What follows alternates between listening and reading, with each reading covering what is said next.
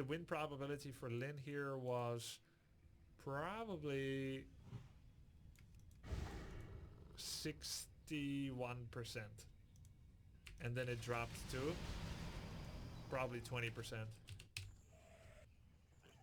Alright guys, it's time for game number 4 of Happy versus Lin. Let's jump into it. The map is going to be Turtle Rock. And we've seen Happy take an astounding 3-0 lead in this best of 7. It could be over very quickly from here. And he will be able to claim the lion's share of the $1,700 in prize money. Let's take a look at both of their openers. Lin got the closest yet in game 3 with an early kill on the Death Knight, but then eventually overextending and getting his Blade Master nuked over and over. But it was a good game. I'd like to see a repeat of Blade Shadow TC tier 3 and then just locking it down a bit in the execution department. As for Happy, whatever he's doing is working well. He's opened with pretty good creep routes so far, taking some key creeps early like on Echo Isles. He got the shop on Nas Refuge. He got the shop. Seeing the pattern here? He's a shopaholic. So if I were to make a prediction here, I would say that Happy is going to go to 5th Avenue and get some of that good stuff. So does that mean he's going to go to the Goblin shop here and get the Ogre Mage for that Watcher Ward? The permanent Watcher Ward. Is it still permanent or was there a balance patch on Turtle? I don't know. This map is kind of out of the rotation.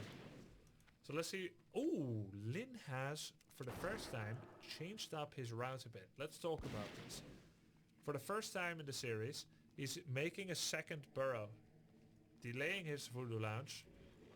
This was the classical build in 2008.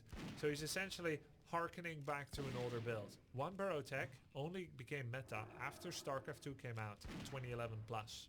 And when people started going back to Warcraft 3, first just because they still love the game, and then eventually Reforged was announced and, you know, garnered more and more attention, and then Reforged was a resounding success, and then so many new people discovered the game and got into it. Now suddenly one burrow tech is the meta, right? But back then it was double burrow tech. So let's talk about what this gets you. Double burrow tech gets you a second grunt before you tech, and then very quickly after a third grunt. Those 3 grunts live during a timing in the game when normally you would have 1. So that greatly increases your creeping power.